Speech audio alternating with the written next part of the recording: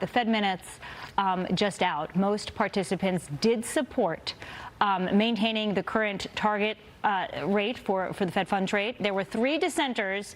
They favored a 25 basis point increase, saying that hiking now would help forestall the need for a steeper and potentially more costly tightening move at a later stage. Those are the Fed minutes. They might feel a little bit old with all the data that's come in since, but we bring in QI Research CEO and strategist Danielle DiMartino Booth. I trust in the last 5 minutes you saw and read through these minutes. What's your initial reaction, Danielle? I find these minutes to be highly, highly dovish. There were a lot of concerns that the word many was going to be used. Many would be interpreted as 8 to 9 members of the 17-member Federal Open Market Committee, but instead we just had several.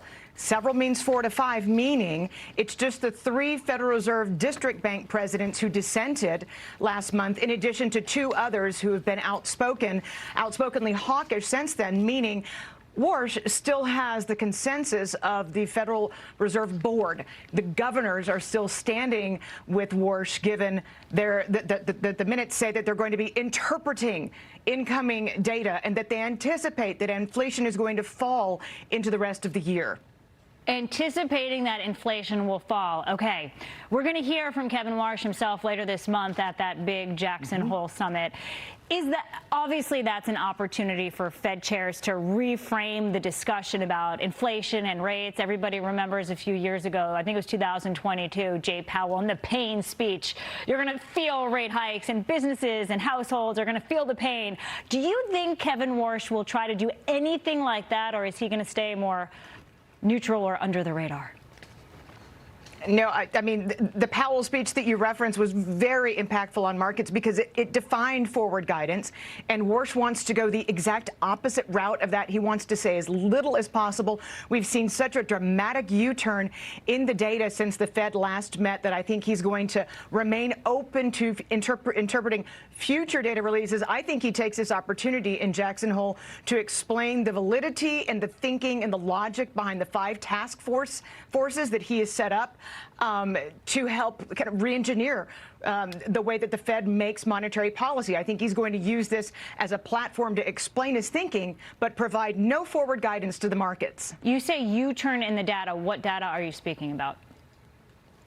Well, it started with the weaker than expected jobs report, and then it kind of cascaded into lower than expected CPI, lower than expected PPI. Yesterday, we had lower than expected import prices outside of fuel. We've had weakness in other employment metrics, and this really has given credence to Kevin Warsh's philosophy that we should not pre-interpret what's going to be in the data, but that we should wait for the data to come out, and that it's markets' jobs to interpret that.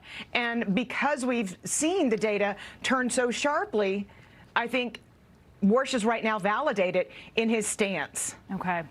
You saw what Treasury did today, that surprise move. Of course. Yeah, well, Danielle, they're using their big toolkit and boosting long bond buybacks to $4 billion. They're going to help rein in borrowing costs. But I asked Barbara, the last guest, and she agreed that, I mean, this is Treasury treating the symptoms of the problem, not the cause. In my view, the cause is huge government spending. Right. And, we're all watching the national debt clock. We're all waiting, with bated breath for it to cross that $40 trillion mark. And, Lauren, you're absolutely correct. Nonetheless, what Bessent is doing is showing that he's got quite a big stick, and that if he wants to have his own version of what we used to call Operation Twist, where he takes long maturity debt out of the market and replaces that with bills issuance, he can do that. And by the way, it keeps the Fed out of the dirty business of quantitative easing. Yeah. So it's a win-win as far as Bessent's concerned. Okay, we got a lot of retail earnings this week. We get Walmart, the big one, tomorrow morning. What do you make of what retailers have said about the consumer? Because even the off-price chains like TJX, the owner of TJ Maxx and Marshalls, they're seeing a slowdown. What's your read?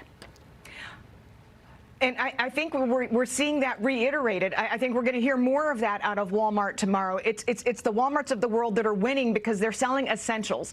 And essentials inflation, the higher prices at the gas pump, that is really putting the brakes on what consumers can buy that they want, what discretionary purchases can be. And we're hearing that reiterated time and again. Home Depot had some great results, but it also was a result of some of the tariff refunds going into professional buyers at Home Depot, rather than U.S. households buying anything more than more fans and window unit air conditioners because it's been so hot. Again, Americans are paying up for what they need to buy, so they cannot buy as much as what they want to buy.